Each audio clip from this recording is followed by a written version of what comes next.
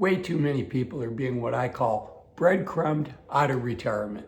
So in today's video, I'm going to share with you what breadcrumbing is, why you don't want it to happen to you, and what you can do to prevent it. So first off, breadcrumbing is just my term for when you're constantly delaying retirement by a year, 2 years, 6 months. And a really common one, which we're going to start off with, is not only is it common, but it's also super dangerous. And that is the four most dangerous words in retirement. And those are just one more year. You want to work for one more year to save up a little bit extra money for retirement. You want to work for one more year to help with the transition out of a career you've been in 20, 30, 40 years to help find your replacement. You want to work one more year because there's a new project and you want a shot at being able to be in charge of that. And unfortunately, one more year can lead to 2 years, 3 years, 4 years. And what a lot of people don't think about is just what the cost of that is, right? Is one more year in the scope of 70 years of your life a big deal? Maybe not, but you know what it is a big deal? It's a big deal when you're 55 and you have, if we're lucky, 15 healthy years in front of us. That's one of your healthiest and most active years. That is a year that I call the youth of your senior years. We're not always going to be young. And when we first retire, if we're 55, 60, 65, we are in the youth of our senior years. But that doesn't last. Then we enter the middle age of our senior years, which I call 70 to 80. And then we enter the old age of our senior years, which is 80 plus, right? So one more year can be enormously expensive. So that's the first one. The next one is just another $100,000. Maybe you've got $500,000 in your retirement savings and you want to save just another $100,000 before you retire. Or maybe you've got $1 million and you'd really like to have, if I got to 1.25 million, then I would feel comfortable. Or maybe you have 2 million and you think, if I had 3 million, whatever it is, it just goes on and on and on. It just doesn't end. And to prove that it doesn't end, no matter what number you get to, you're always going to feel like you want a little bit more. And Boston College did a survey of their donors to the college, and they wanted to understand their lives better. And one of the questions they asked is, do you feel financially secure? And if not, how much money would you need in order to feel financially secure? In the median net worth of the families in this survey was $50 million, 50. So these were very, very wealthy people that could easily write a check for $100,000 or more, $1 million maybe, to a university like Boston College. And so surprisingly, the majority of people, over 50% of people, said that they did not feel financially secure, even though the median person had over $50 million. In fact, one outlier was a family that had $500 million. And even they reported they did not feel financially secure. And interestingly, the second part of that question, how much money would you need in order to feel financially secure? Almost across the board, it was 2 times what they had now. So if the family was worth $10 million, it was 20. If they were worth $50 million, it was $100 million.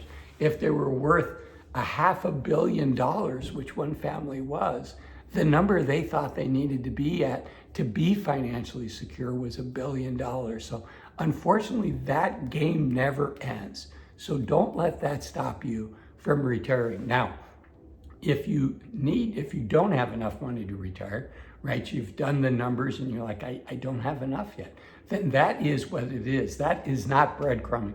That is being smart. That is being intelligent. And nothing I'm sharing here is financial advice, but I just want to put these things on your radar screen because as a financial advisor for over 20 years, I've seen way too many people get breadcrumbed, people that had more than enough money to retire, but it was just one thing or another. Let's keep going on this list. The third most common is they feel very needed at work. You know, work needs me. I can't leave. I need to help them transition to somebody new. It's gonna take years to replace me. Well, I hate to break it to you, but you know what? The cemetery is filled with people that were irreplaceable, or people that thought that they were irreplaceable at work. And you and I are no different, right? So feeling like, oh, you can't because work would fall apart, my company would fall apart. You know what?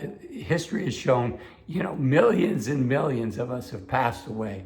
And history has shown that companies survive with or without us. Now, if you're the founder of a company, if you're one of the early people, you might be in a special situation, but that's so few of us. And even in that case, you know what? 6 months is a long time. 12 months is a long time to transition and to give people the experiences and the opportunities that they need so that they can take over leadership roles or whatever your position is.